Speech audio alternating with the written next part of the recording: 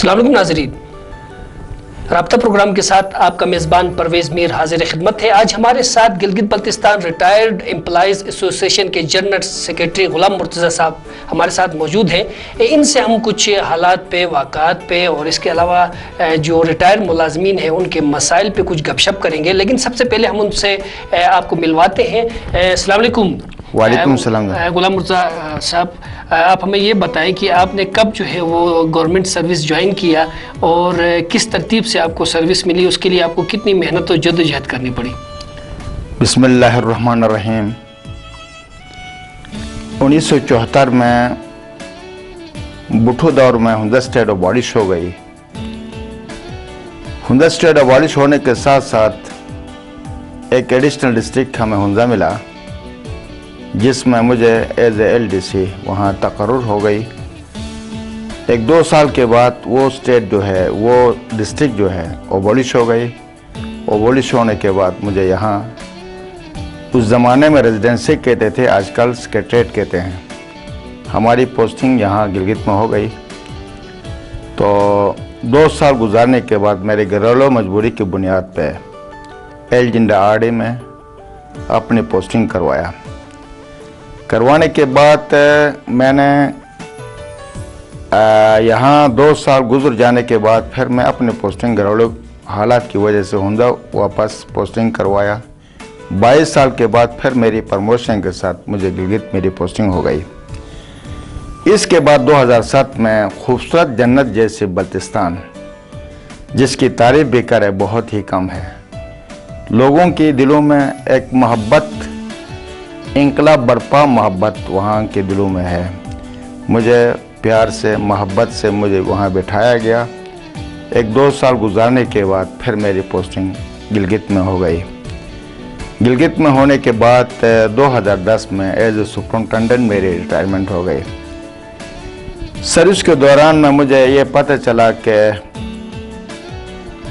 क्लर्कों का एक अपग्रेडेशन का एक मसला था। जी, हम आएंगे, उस तरफ भी आ जाएंगे, लेकिन अभी हम आपसे आपकी ज़ाती ज़िंदगी की बात पूछ रहे हैं। तो मुर्तज़ा साहब, हमें ये बता दें कि आपने इब्तिदाई तालीम कहाँ हासिल किया? मैंने गिलगित से की। उस वक्त क्या माहौल था, किस किस्म माहौल उसके बारे में? टीचर्स उनके जितने भी तारीफ करे बहुत ही कम है, जिसमें हमारा मौलवी गुलशेर साहब, राजा रहमत उस्ताद और हुंदा का इफ्तिखार उस्ताद, इस दुनिया में कोई भी नहीं है। अगर इस हाई स्कूल नंबर 1 गिलगित की तारीफ़ करे तो मैं उसको इल्मी जन्नत कह सकता हूँ। इस ज़माने में कायू जो है, जिस तरह कायू है जिससे मास्टर्स करके निकल जाते हैं, उस ज़माने में ये स्कूल इल्मी जन्नत की तरह, एक यूनिवर्सिटी की तरह हमारे एक दर्जे में हमें इस दर्जे में हमें उसको देखते थे। जो भी यहाँ से निकलते थे तो वहाँ तमाम स्कूलों में बल्कि तदरीसी का काम करते थे। तो उस वक़्त बड़े हसरत से ऐसे लोगों को देखते थे जो मैट्रिक का इम्तिहान देने के बाद वहाँ आते थे, स्कूलों में जाके पढ़ाते थे। तो फिर बढ़ते गिलगित हाई स्कूल से बढ़ के ये इंटर कॉलेज बनी, इंटर कॉलेज से डिग्री कॉलेज बनी, डिग्री कॉलेज से अब यूनिवर्सिटी का दर्जा दिया गया। अच्छा, आप मुझे ये बता देना कि उस वक़्त तालीमी माहौल किस किस्म का था? क्या उस वक़्त के तालीमी माहौल और अभी के तालीमी माहौल में आपको क्या इम्तियाज़ नज़र आता है, क्या फ़र्क नज़र आता है? इसमें यह है कि आजकल टेक्निकल तालीम, कंप्यूटर दौर आ गया। उस वक़्त कंप्यूटर का निज़ाम है ही नहीं था। अलबत्ता बड़े मुश्किल से फ़िज़िक्स, केमिस्ट्री, मैथ पढ़ाते थे। इससे बढ़कर हर तमाम काम जो है पेंसिल से, कापी से हम लिखते थे। आजकल कंप्यूटर आ गया, तमाम सिस्टम आ गया। इस सिस्टम का अंदर एक स्किल्स, एक महारत आई है। तो वो ज़माना और ये ज़माना को मुवाज़ना कर दिया जाए तो उस ज़माने में बड़ी तब्दीली है। इस बढ़ती हुई तब्दीली के साथ हमने तरक्की करने की ज़्यादा ज़रूरत है। अच्छा, इसमें आप मुझे ये बता दें कि पहले जो बच्चे थे उनमें अहलियत जो है वो सीखने की सलाहियत ज़्यादा थी कि आजकल के बच्चों में? उस वक़्त के ज़माने के बच्चों में ज़्यादा मेहनत करते थे, गुर्बत थी। जो भी गरीब होता था तो वो बच्चों को ज़्यादा मेहनत करने की सलाहियत होती थी, मेहनत करते थे। वालिदैन उनको आम तौर पर पैसे देते नहीं थे। जो पैसे दिया जाता था उनको ज़रूरत के मुताबिक देते थे। वो उसी मकसद पर वो पैसे इस्तेमाल करते थे। आजकल पैसे भी ज़्यादा हो गए हैं और बच्चों के अंदर थोड़ा लोफरी भी हो चुकी है। इसके अंदर महारत भी आ गई है। ये कंप्यूटर के सिस्टम, इंटरनेट के सिस्टम, बहुत से सिस्टम इस बढ़ती हुई तरक्की के साथ इसमें बड़ी तब्दीली है। आप मुझे ये बताएंगे कि उस वक्त जो बच्चे थे वो अपने ज़िंदगी का यानी कि जो फारिग औकात थे उसमें क्या करते थे, और आजकल के बच्चों को आप क्या करते हुए देख रहे हैं? उस वक़्त मैट्रिक का पास करने के बाद या नीचे पंजाब, लाहौर, कराची, इस्लामाबाद ऐसे जगहों में जाकर इंटर में दाखिला ले लेते थे। आजकल अल्लाह को फजल करम से यूनिवर्सिटी यहाँ ही बन गई है। हर जगह में हाई स्कूल है, हर जगह में इंटर कॉलेजेस हैं। तो बल्कि अवाम के लेवल पर भी, कम्युनिटी लेवल पर भी कई स्कूलें भी है, कॉलेजेस भी है, डिग्री कॉलेजेस भी है। ये तालीम आजकल आम हो चुकी है। तो इसमें तालीम हासिल करने में पैसे ज़्यादा खर्च होते हैं, अलबत्ता इसमें क्वालिटी है। अच्छा, आप क्वालिटी में ये पूछ रहा था कि उस वक्त बच्चे जो है स्कूल से आने के बाद क्या कुछ करते थे? हाँ, मैं ये बता दूंगा कि उस वक़्त ये है कि लोगों के अंदर आम ज़मींदारी माहौल था। बच्चे मौलमोशी के साथ नीचे बागों में ले जाते थे, चरागाहों में ले जाते थे। बच्चों के पास ज़रूर किताब होती थी, तो वो मौलमोशी के साथ मेहनत करके दिखाई हुई सबक याद करके दूसरे दिन स्कूल में आते थे, तो उनसे टेस्ट लिया जाता था। वो बच्चे बड़े मेहनतकश लड़के थे। अच्छा, आजकल आप ये समझते, आजकल जो बच्चे हैं वो इस किस्म का तो घर का काम करते हुए नज़र नहीं आते हैं। वो घर के लिए सौदा सदब, वो बकरियाँ ले जाना तो कुछ, वो घर के लिए सौदा सदब सलफ तक नहीं लाते हैं। क्या आपके बच्चे जो है लाते हैं घर का सौदा सलफ वगैरह? जब मैंने पढ़ते हुए मैंने वालिदैन ने बड़े मुश्किल से यहाँ हाई स्कूल गिलगित में मुझे भेजा गया। भेजने के बाद बड़ी मुश्किल से किताबें और कापियाँ ख़रीद लेते थे, मैं मेहनत करता था। अब बच्चों को मैंने, तमाम बच्चों को मैंने गिलगित में किस मकसद पे हुसूल तालीम के लिए हमने गिलगित में उसको सेटल किया। यानी मैट्रिक पर हुंजा से मैट्रिक पास करने के बाद इंटर में तमाम बच्चों को यहाँ लाया, तो यहाँ उनकी तालीम तरबियत हो गई। बच्चे इस वक्त अल्लाह को फजल करम से 6 बच्चे मास्टर्स कर चुके हैं। तो उसके अंदर मुख्तलिफ़ क्वालिटीज़ है। कोई एजुकेशन में मास्टर्स की है, कोई इकनॉमिक्स में मास्टर की है, कोई BBA ऑनर्स किया है, कोई MBA किया है। तो ये चीज़ें हैं। ये बड़ी माशाल्लाह बड़ी फ़ख्र की बात है कि आपने इतनी मेहनत किया और आपने अपने बच्चों को पढ़ाया। लेकिन मैं ये कह रहा था कि बच्चे जो हैं, आजकल के बच्चों की जो मसरूफियात हैं, वो जैसे कि आपने कहा कि वो पहले वालिदैन हमें जो है जब हम स्कूल से आते थे तो बकरियां माल मवेशी होती थी तो उनको चराने के लिए भेजते थे। बिल्कुल बिल्कुल। और हम अपने साथ अपने किताब भी ले जाते थे, क्योंकि स्कूल का जो सबक होता था, जो होमवर्क होता था, वो हम बकरियों के साथ बकरियों के निगहदाश्त करते हुए, उनको ख्याल रखते हुए वो भी हम हासिल करते थे। आपने कहा जी जी। तो लेकिन आजकल के जो बच्चे हैं वो तो ये सब कुछ नहीं कर रहे हैं। वो आपको किन शुगुल में मेले में लगे हुए नज़र आते हैं? बच्चों को उनको लिए ट्यूशन भी दिया जा रहा है। स्कूल का फीस अलग, उसको लिए ट्यूशन, इनकी इम्प्रूवमेंट के लिए मुख्तलिफ मद पर हमने पैसे खर्च करते हैं। हमें प्लानिंग कर रहे हैं कि ये बच्चे आगे जाकर किस मंजिल पे जाएगा। कोई मेडिकल सीट पे जाएगा, या कोई इंजीनियरिंग करेगा, या कोई उसकी ख्वाहिश के मुताबिक वो पढ़ाई कर रहे हैं। तो उसी मकसद उनको ऊपर पैसे खर्च करते हैं। सोए तालीम के अलावा उनको कोई मसरूफियात नहीं है। आज से 40 साल पहले का माहौल आपने बता दिया कि नाजरीन, जैसा कि बच्चे जो हैं वो घर में आते थे, माल मवेशी या घास कटाई या इस किस्म का कोई और काम घर का घरेलू करते थे, उसके साथ साथ अपने तालीम की तरफ भी तवज्जो देते थे। आजकल हम खुद देख रहे हैं कि हमारे बच्चे जो हैं वो नेट क्लबों का हिस्सा बनते जा रहे हैं। गली कोचों में आपने देखा होगा, हर गली में कोई नेट क्लब खुला हुआ है, और वहाँ पर बच्चे जो है नौउम्र बच्चे हम देख रहे हैं कि वो ज़्यादातर उनकी तादाद वहाँ पर है। हमें अपने वालिदैन को ये बताना होगा, आजकल के जो वालिदैन हैं, कि वो अपने बच्चों पे ज़रूर निगरानी करें और देखें कि वो ज़रूरत के मुताबिक तो बेशक वो नेट का इस्तेमाल कर रहे हैं, नेट क्लबों में जाए, क्योंकि बहुत से मवाद जो है हमें जो है वो गूगल से मिलते हैं, डाउनलोड करना पड़ता है, मुख्तलिफ़ चीज़ें जो होती हैं।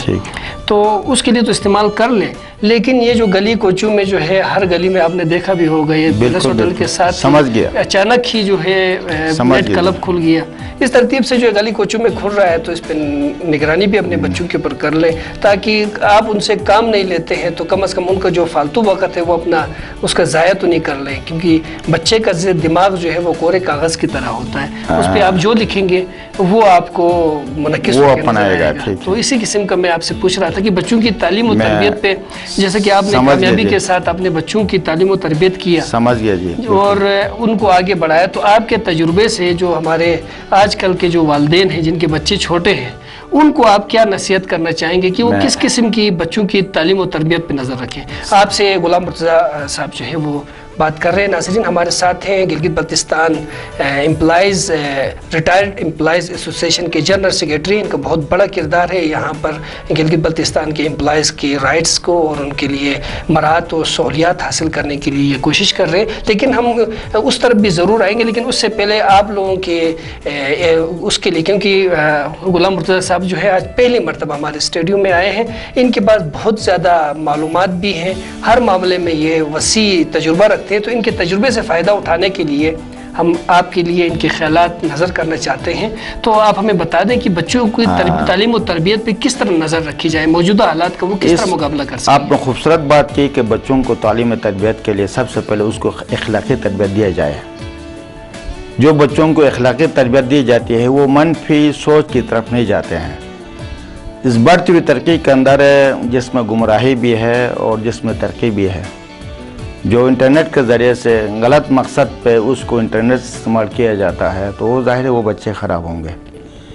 जो बच्चे हुसूल तालीम के सिलसिले में जब कॉलेज में यूनिवर्सिटी में जिस सब्जेक्ट में वो रिसर्च कर रहे हैं, इसी पर्पज़ के अलावा किसी और मकसद में इस्तेमाल न करें, तो अगर वो बच्चे जो है खालिस अपने तालीम के अलावा किसी गलत मकसद पर इस्तेमाल नहीं करेंगे, तो वो इंशाअल्लाह वो लटके बढ़ती हुई तरक्की के साथ वो आगे जा सकता है।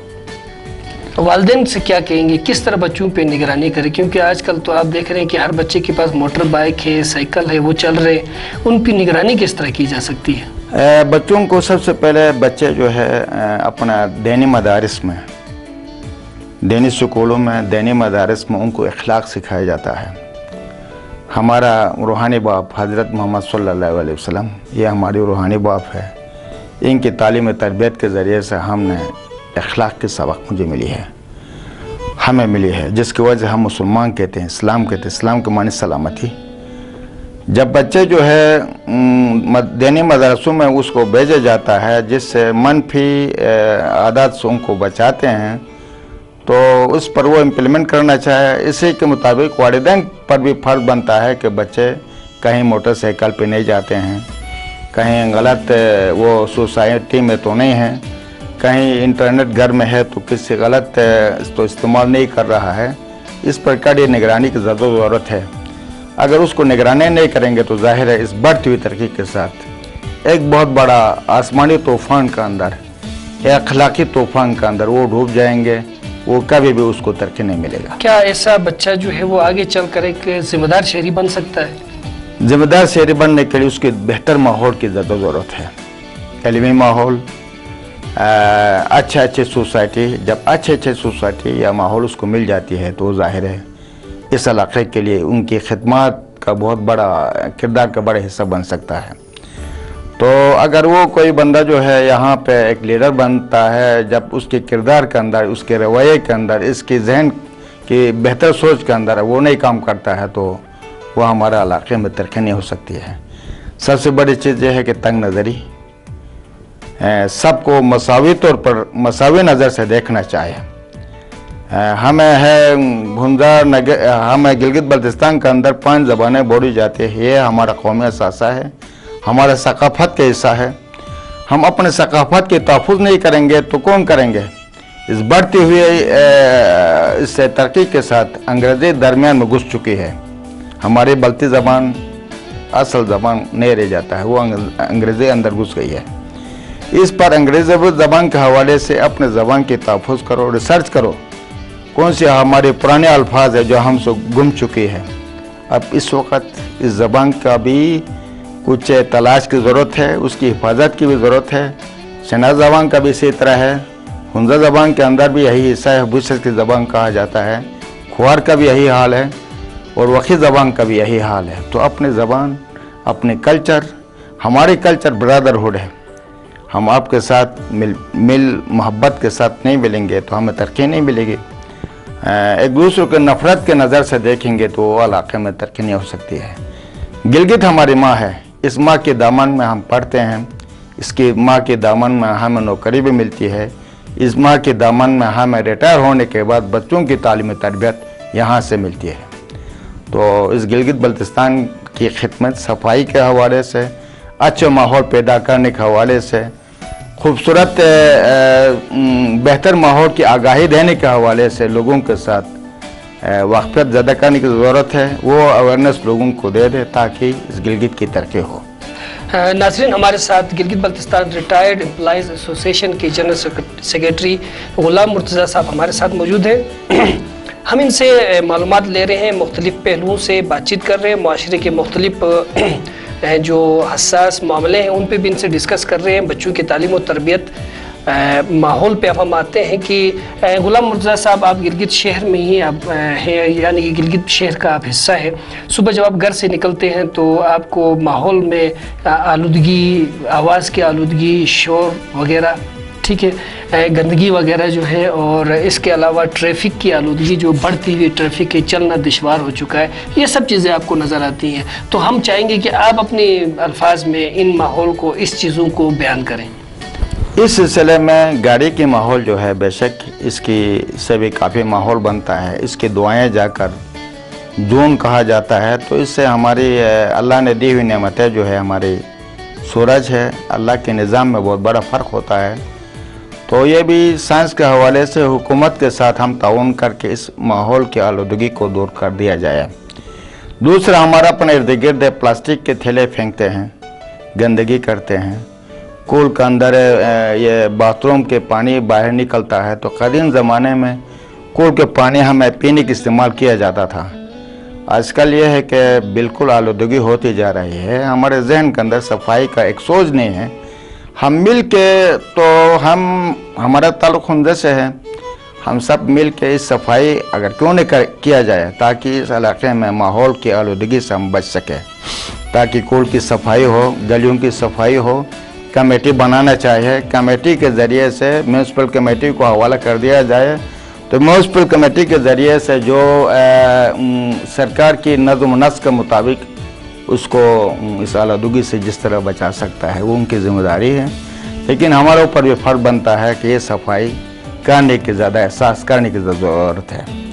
बच्चों के ज़रिए से प्लास्टिक के गंदी चीज़ें उनके ज़रिए से बाहर फेंकते हैं, तो कहीं गली के नालों में पड़ा रहता है, तो जिससे पानी बह निकलता है, जिससे सड़क ख़राब होता है, जिससे आम बुजुर्गा को भी चलने के काबिल नहीं बनता है। तो इसके लिए हमारा फ़र्ज बनता है कि इसकी सफाई किया जाए।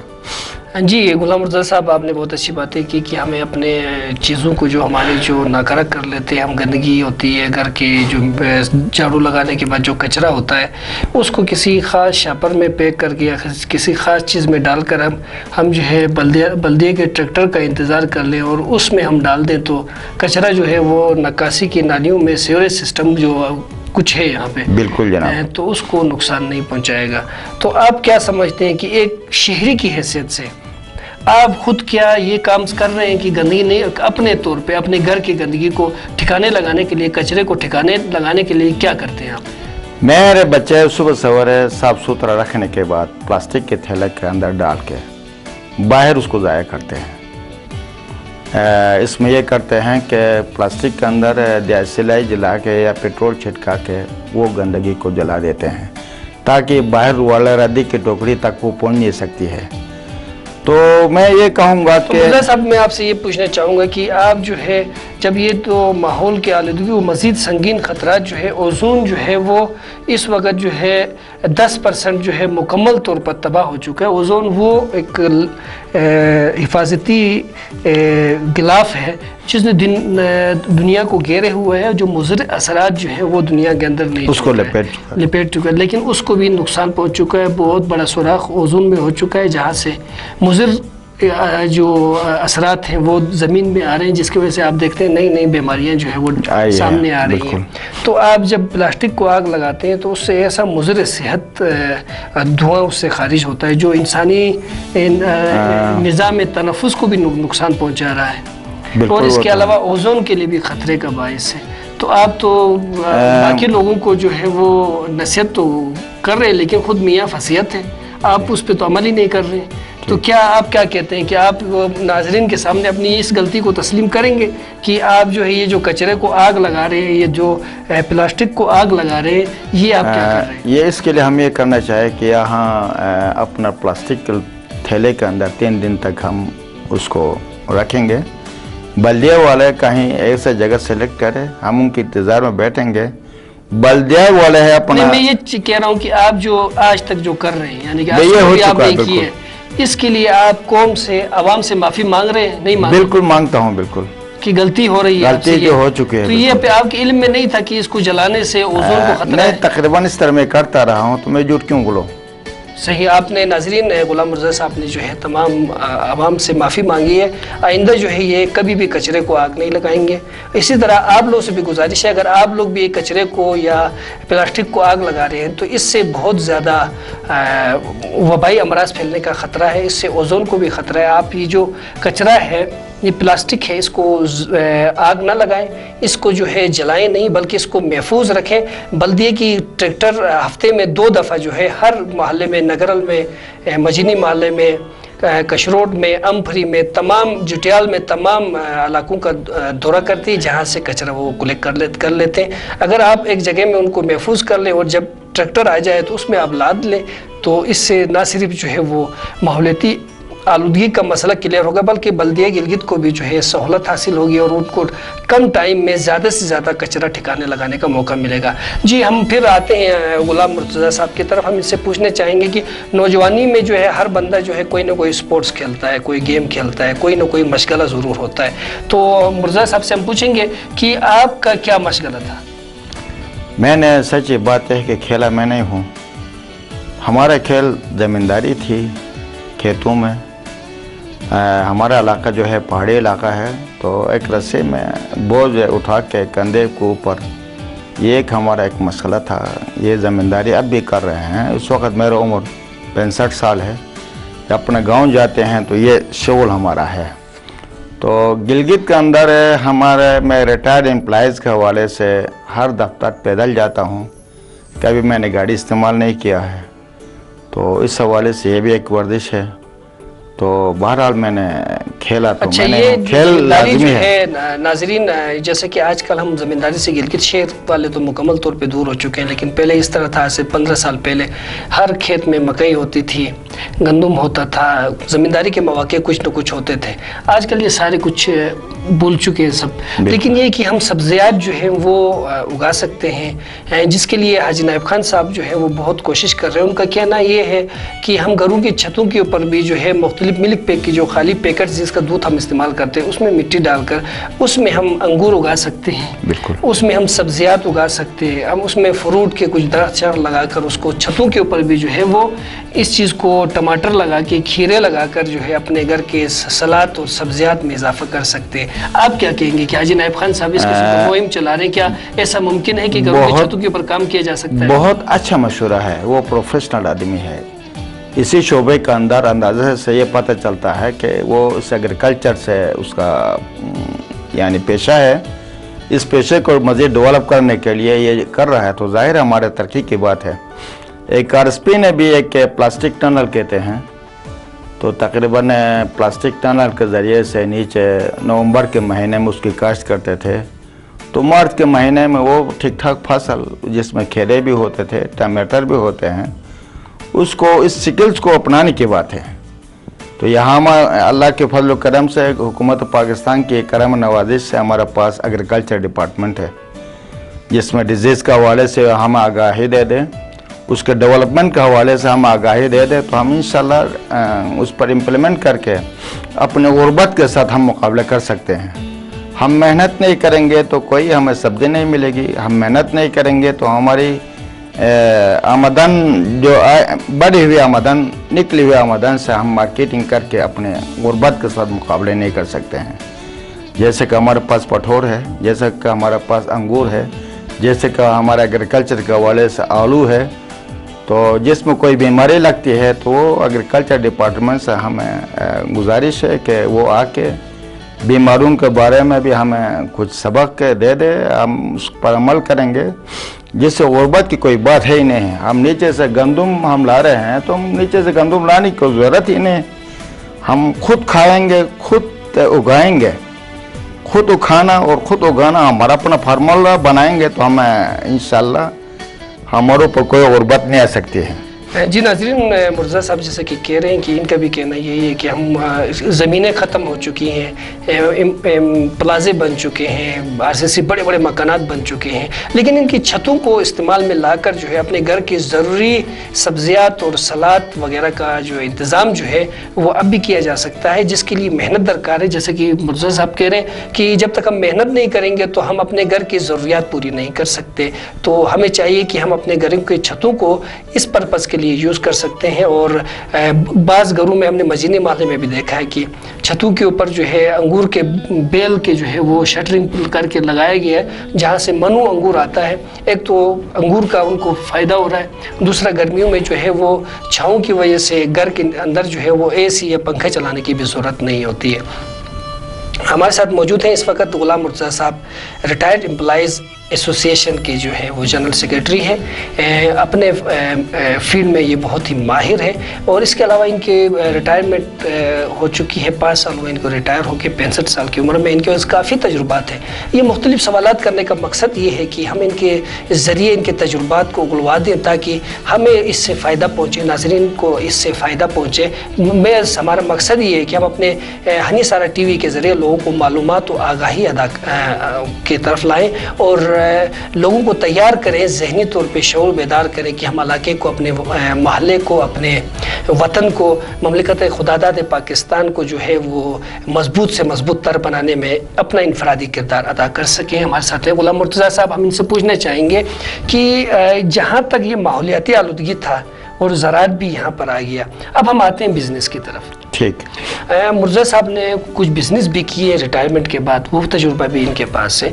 तो गिलगित शहर में एक आम आदमी को कारोबार शुरू करने के लिए क्या कुछ करना है, कितने उसके पास माली सलाहियत होनी चाहिए कि वो एक बिज़नेस रन कर सकता है जिससे उसको डेली का 500,000 खर्चा निकल सके, आमदनी हो सके, ऐसा किस तरतीब से शुरू कर सकता है? सबसे पहले बड़ी शर्त जो है महारत है।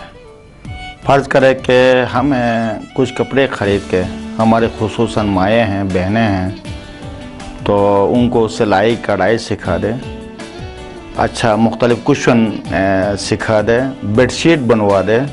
एक बेडशीट की कीमत तकरीबन 30-40 हज़ार से कम नहीं है। एक कुशन की कीमत जो है 1200 से कम नहीं है।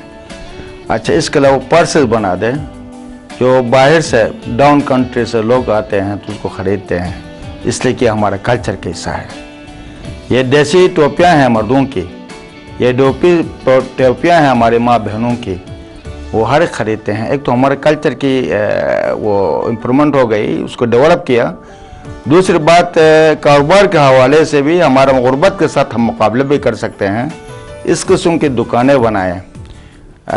यह है कि डाउन कंट्री से भी ये चीज़ें बड़ा आसानी से ख़रीद देते हैं। हमारा हुंदा लेवल पर ख़वातीन कहीं मौका मिले तो मैं ऐसे जगह में आपको ले चलूँ, तो वहाँ पर कुछ ऐसे फैक्ट्रीज़ भी है जिसमें कालीन भी बनाते हैं।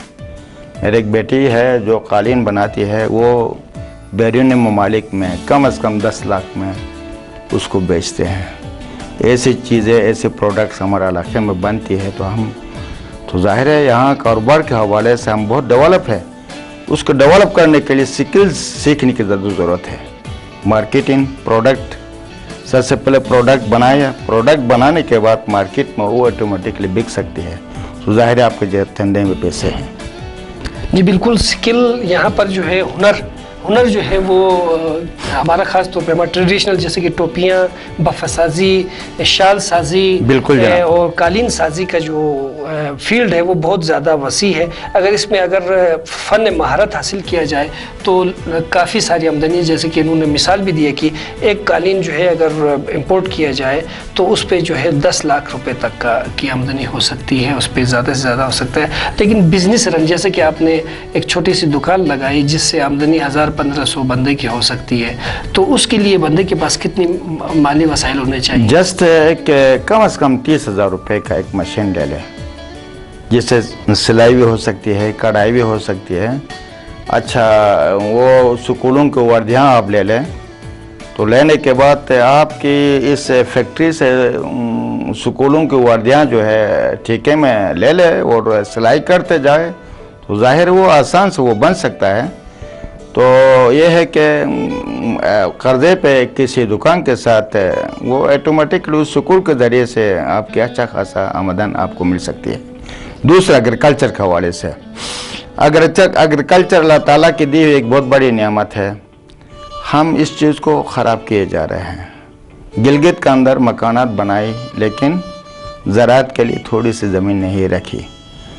यह है कि थोड़ी सी ज़मीन इस घर के साथ कंपाउंड के तौर पर एक 3-4 दरख्त लगा लेता, खुबानी के दरख्त हो, चेरी के दरख्त हो, सेब के दरख्त हो, एक तो बाहर वाला उसको ऊपर कोई चोरी नहीं हो सकती, वो घर के अंदर है। बच्चों के ऊपर भी पाबंदी लगाए, उसको कम से कम वो बिकेगा 30 मन 40 मन एक सेब से वो सेब पे बनते हैं, तो उसको मार्केट में बेचे, अच्छा खासा इनकम है। इसी तरह ये चेरी के सीज़न में इस तरह वो भी यही है।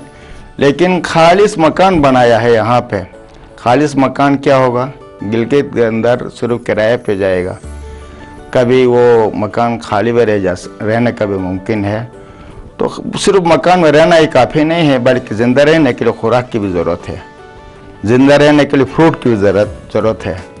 अब खुराक के ज़रिए से vitamin C, vitamin D, vitamin K, calcium, iron जो खुराक से ही, ये फ्रूट से, सब्जी से हमें मिल पाता है, जिससे हमारे मुतवाज़न ज़िंदगी बनती है।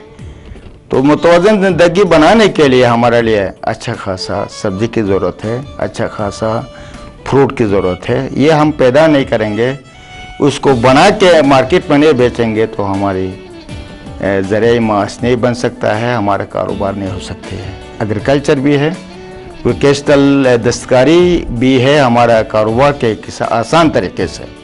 सिर्फ उसको ट्रेनिंग देने के लिए गवर्नमेंट से हम मुल्तमिस है कि गवर्नमेंट हर जगह हमारे माँ बहनों के लिए ऐसे ट्रेनिंग दे दे। वो ट्रेनिंग के ज़रिए से वो महारत हासिल करने के बाद ये चीज़ें पैदा करके मार्केट में ये चीज़ें बेचे, तो इंशाल्लाह ज़ाहिर है गुर्बत हमारे ऊपर हमला नहीं कर सकती है। जी बिल्कुल, गुर्बत का ख़ात्मा जो है हुनर के ज़रिए किया जा सकता है। हुनर, स्किल, अपने अंदर जो है महारत हासिल करके किसी भी फील्ड में इसको अपने रोज़गार का भी ज़रिया बनाया जा सकता है। जैसे कि ज़राअत है, हमारे गुलाम मुर्तज़ा साहब ने कहा कि ज़राअत को भी जो है ज़रिए माश नहीं बल्कि वसीला है, बल्कि इसको अपना पेशा बनाकर इसको बिज़नेस के तौर पे भी किया जा सकता है और कामयाब तरीन बिज़नेस है। गिलगित शहर की अगर सब्ज़ियात की ज़रूरत को पैदा करने के लिए इस किस्म की अगर 30-40 फर्में काम करना स्टार्ट कर लें, घरेलू सनतें काम करना स्टार्ट कर लें, तो न सिर्फ बेरोज़गारी का खात्मा होगा बल्कि यहाँ की जो ख़ुद कफ़ालत की तरफ भी गिलगित बल्तिस्तान जो है वो बढ़ता जाएगा। गुलाम मुर्तज़ा साहब ने बहुत अच्छे मालूमात हमें फ़राहम किया। अब हम आते हैं इल्मी तशनीगी को दूर करने के लिए बनाए हुए गिलगित बल्तिस्तान में लाइब्रेरियाँ जो आजकल मुकम्मल वीराने का मंजर पेश कर रहे हैं, क्योंकि हमारे बच्चे जो हैं वो नेट की तरफ, शुरू में ही हमने कहा, नेट की तरफ जा रहे हैं, टीवी की तरफ जा रहे हैं, मोबाइल में जो है मुख्तलिफ़ किस्म के गेम्स आ चुके हैं उसकी तरफ जा रहे हैं। लेकिन हमारी जो लाइब्रेरियाँ हैं जिनमें बहुत प्यारी प्यारी किताबें मौजूद हैं, इंसान का जो बेहतरीन दोस्त जो है वो किताब ही है। किताब से जो मालूमात हासिल हो सकती हैं वो जितनी भी हम नेट देख लें या वेबसाइट्स का मुशाहिदा कर लें वो मालूमात हमें वहाँ से याद नहीं रख सकते हैं हम लोग, बल्कि जस्ट देख लिया। लेकिन किताब एक ऐसा बेहतरीन दोस्त है जिसमें पढ़े जाने के बाद, एक दफ़ा मुताला करने के बाद उसका कम अज़ कम हमें जो है बुनियादी मकसद हमारे जहन में आ जाता है और हमारी अल्फाज के ज़ख़ीरे में हमारे इजाफ़ा हो जाता है, मालूमात में इजाफ़ा हो जाता है, और हमारी अदबी और अखलाकी तरबियत भी किसी हद तक जो है वो उस किताब से होती है। मुर्तज़ा साहब से हम पूछेंगे कि इन वीरान लाइब्रेरियों को आबाद करने के लिए हमें क्या करना होगा? कम से कम सबसे पहले अपने घर के अंदर audio video cassettes, LV cassettes, मजहबी कैसेट्स, उलमा इकराम की वो लेक्चर्स की कैसेट, उसको सेव करने की ज़रूरत है। इस्लाम है तो लाइब्रेरी की बात करें, लाइब्रेरी लाजमी है, लाइब्रेरी लाजमी है, हर महल्ले में होना चाहिए। यहाँ पर बड़े मुश्किल से म्यूनसिपल लाइब्रेरी नज़र आता है, तो हर महल्ले में एक लाइब्रेरी होना लाजमी है। लेकिन वो वीरान है। हर एक के मेरे छोटे छोटे दोस्तों से मुल्तमिस है कि बाहर बाज़ारों में नेट देखने के बदले में, बाहर होटलों में बैठने के बदले में, अगर किसी लाइब्रेरी के अंदर जाके वो बोलने की सलाहियत भी आती है, पढ़ने की सलाहियत भी आती है, लिखने की सलाहियत भी आती है। जो एक बंदा नकल करता है तो वो काबिल नहीं है। इसकी वजह यह है कि वो रटा लगाया है, लेकिन वो किताब पढ़ने के बाद अपने अल्फाज में एक किताब लिखने की सलाहियत पैदा होना चाहिए। किसी महफिल के अंदर, जैसे कि परवेज़ मीर साहब, जो अल्लाह ने एक खूबसूरत महारत दी है, वो कौन सी है? बोलने की सलाहियत। जहाँ भी जाता है तो उनके सवालात से मैं बहुत मुतासिर होता हूँ। चिलास गया, चिलास के बारे में भी इतनी मालूमात है, मैं इनसे बहुत खुश हूँ। ये हमारा कौमी असासा है। तो हमारा अंदर तंग नज़री है कि ये फलाना है, ये बिस्ताना है, ये नहीं है। हमारा कौमी असासा है ये बंदा। हमारा निस्र बल्तिस्तान का नहीं, ये हमारा गिलगित बल्तिस्तान का है, जिसकी वजह से हमारे इलाके में तरक्की आती है। मुझे से अच्छे अच्छे सवालात पूछी। लाइब्रेरी लाजमी है हमारे अंदर, हर महल्ले में। बजाय किसी होटलों में बैठने के बदले में, नेट सीखने के बदले में, कुछ 10-15 मिनट या 1 घंटा वो लाइब्रेरी में जाकर कुछ किताबें पढ़ें, इससे मालूमात हासिल करें। अब गिलगित के बारे में कोई तारीख पूछा जाए तो उसको कुछ नहीं आएगा। क्या इससे नेट के ज़रिए से वो इन्फॉर्मेशन हमें मिल सकती है? गिलगित हमारी माँ है। जब माँ के बारे में हम कुछ पता नहीं है तो हम तो बिल्कुल कुछ भी नहीं है। अपने गिलगित बल्तिस्तान के अलावा जहाँ भी जगह हैं, कौन आ गए है, किस तरह बात हो गई है, ये कौन सी कौम थी, कोई जो यहाँ आके सेटल हो गए, तो इस वक्त सब जैसे भी हो हमारे तारीख़ के हवाले से कुछ पता चले। जब तारीख़ के हवाले से कुछ इल्म नहीं है तो बस हम कुछ भी नहीं हैं। इस हवाले से ऐसी किताबें भी है, तारीख़ी मालूमात भी है। अच्छा, हमारे गिलगित के बारे में, चित्राल के बारे में, हुंजा के बारे में, नगर के बारे में, बल्तिस्तान के बारे में बड़े अजीम राइटर्स हैं, तो उनकी किताबें पढ़ना चाहिए ताकि गिलगित बल्तिस्तान के बारे में हमें मालूमात हासिल हो सके। तो इस सिलसिले में लाइब्रेरी में जाना ज़्यादा ज़रूरत है। अपने इलाके के बारे में कुछ पता नहीं है तो फिर ऐसी शख्सियत हमसे पूछा जाता है, तो जिसके बारे में कुछ पता नहीं है तो हम कुछ भी नहीं। बिल्कुल, मालूमात ही वो चीज़ है जिससे बंदे की अहमियत बढ़ती है। गुलाम मुर्तज़ा साहब हमारे साथ मौजूद हैं, Gilgit Baltistan retired employees association के जनरल सेक्रेटरी हैं। हम आते हैं असल इनके फील्ड की तरफ कि आया कि आपको ये रिटायर्ड एसोसिएशन बनाने की ज़रूरत क्यों महसूस हुई? बुनियादी मकसद इस तंजीम का क्या है? इस सिलसिले में मैं आपसे अर्ज़ करूँगा कि सरकार की तरफ से कुछ मजबूरियाँ भी होती है। सरकार देता है, सरकार माँ है। कुछ दफ्तरों में हमारे बरादरी जो है कुछ दिलचस्पी की वजह से काम नहीं हो पाता है, तो वो दफ्तरों में जाके वो काम निकालते हैं। अब 50% हार्ड अलाउंस गवर्नमेंट हमें दी है, कोर्ट ने भी हमें फैसला किया है। सीएम साहब का भी हम मशकूर है कि उसने भी हमें हौसला दिया है, उसने हमें उसकी अतायगी है हमारे लिए। तो फिर हुकूमत पाकिस्तान जैसे कि ताहिर हुसैन चीफ सेक्रेटरी, उसका भी बहुत बड़ा एक अजीम शख्सियत है कि उसका भी बहुत बड़ा करम है, तो उसने भी हमारे फेवर में ये बनाया है। लेकिन थोड़ा फाइनेंशियल इम्प्लिकेशन कहते हैं, हर मुलाजिम का जो बनता है वो आगे दिए नहीं है, जिसकी वजह से कल से हम एक सर्वे कर रहे हैं। कोई 12 डिपार्टमेंट है, 12 डिपार्टमेंट के जाकर उनसे फाइनेंशियल इम्प्लिकेशन मंगवा के फाइनेंस के अंदर इसकी फिगर की मैं पूछ रहा था कि इसका बुनियादी मकसद यानी कि आप रिटायर्ड एम्प्लॉयज के हवाले से जो हुकूक है उसके हुकूक के उसूल के लिए इस इदारे को बनाएगी।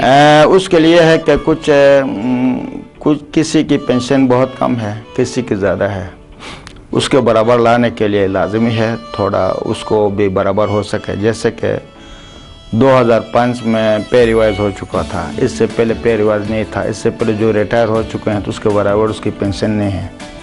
तो किस तरह वो बंदा भी वो भी खाता है, वो भी महंगाई के साथ मुकाबला करना है, तो उसको भी इसके बराबर लाने की ज़रूरत है। इसके बाद 7 में हो गया पे रिवाइज, इसके बाद 9 में हो गया, इसके बाद 14 में हो गया, इसके बाद 2015 में हो गया। 2015 तक जो पे बन गई है, जिसकी बेसिक बनी है, तो उसके बराबर उसकी पेंशन बनेगा।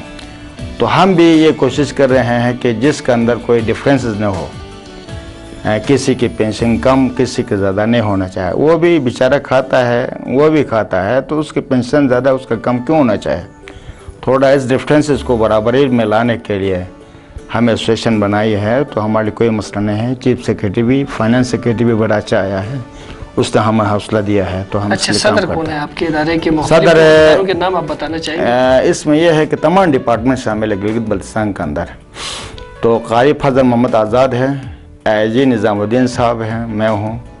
इसी तरह काफ़ी हर डिपार्टमेंट से एक बंदे को इस फील्ड में रखा गया है, तमाम एसोसिएशन में रखा गया है। इसके अलावा यह है कि हर ज़िले में एक एसोसिएशन है, कोई इंफॉर्मेशन लेनी है, कोई सर्वे करने की ज़रूरत है, तो हम हर डिस्ट्रिक्ट में जाके उनके ज़रिए से वो तमाम हम काम कर पाते हैं।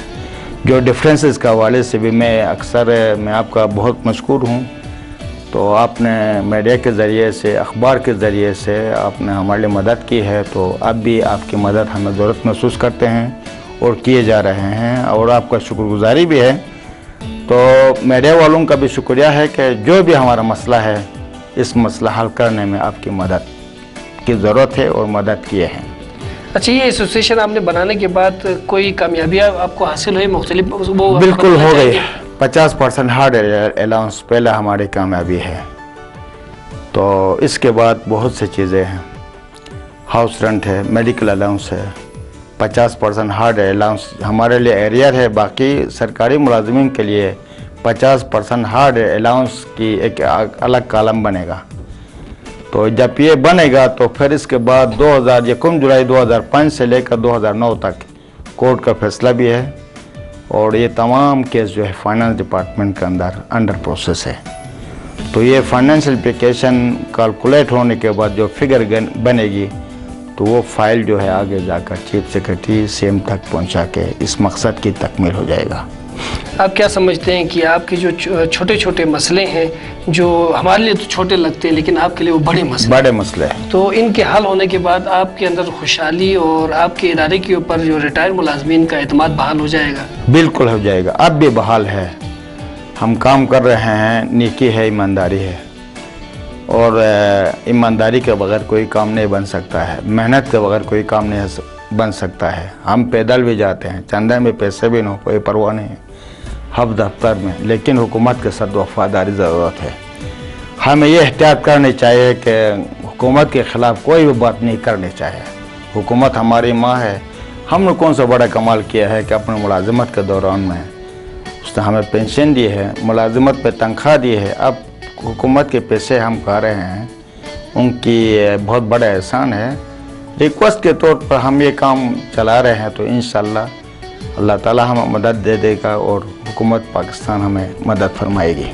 जी, काबिल कदर हैं हमारे रिटायर्ड मुलाजमीन जिन्होंने 35 साल 40 साल इस इलाके की खिदमत की है और दिन रात मेहनत किया और ममलिकत खुदा ताकत पाकिस्तान को मजबूत बनाने में अपना किरदार अदा किया है। हमारे लिए काबिल एहतराम हैं आप, और आपकी जितनी हो सके हमें चाहिए कि जितनी हो सके माली मावनत हो सके या जो और मामलात हैं उनको फौरी तौर पर हल करके इनकी ज़िंदगी को आसान करने की ज़रूरत है, क्योंकि इन्होंने अपने दौरान मुलाजमत हमारी ज़िंदगी आसान करने करने के लिए अपनी जवानी सर्फ की है। इस मुल्क को संवारने में, बनाने में इनका अहम किरदार है। हम ज़िम्मेदार इदारों से भी मुल्तमिस होंगे अपने इस चैनल के वसातत से कि इनके मसाइल हल करने में जो है देर न करें। ये हमारे लिए एक तोहफ़ा है, हमारी निशानी है, हमारे लिए एक ये कहेंगे कि इनकी जितनी खिदमत हैं वो हम इस चैनल पे इस छोटे से वक्त में बयान नहीं कर सकते हैं। आखिर में गुलाम मुर्तज़ा साहब से हम पूछना चाहेंगे कि हमारे कौम के नाम कोई पैगाम देना चाहेंगे आप आखिर में?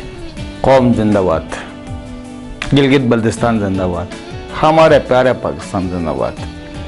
नाचीज़ की ज़िंदगी अगर पाकिस्तान के लिए कुर्बान हो तो मेरी वो ज़िंदगी नहीं रह चुकी है, कोई काम का नहीं है।